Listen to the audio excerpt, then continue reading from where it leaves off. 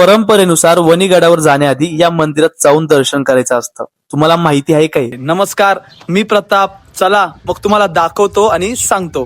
तर आख्यायिका अशी आहे, महिषासुराचा वध करण्यासाठी जगदंबा मातेने सप्तशृंगी मातेचं रूप घेतलं होतं. महिषासुराचा वध झाल्यानंतर जगदंबा माता गडावर सप्तशृंगी मातेच्या रूपात स्थायिक झाल्या भक्तांना दर्शन देण्यासाठी. म्हणून जगदंबा माता हे मूळ आणि मुख्य रूप आहे सप्तशृंगी आईचं. तर सप्तशृंगी गडापासून 10 किलोमीटर वरती या जगदंबा मातेचं मंदिर आहे. हे ठिकाण मूळ रूप मानले जाते बरं का सप्तशृंगी आईचं.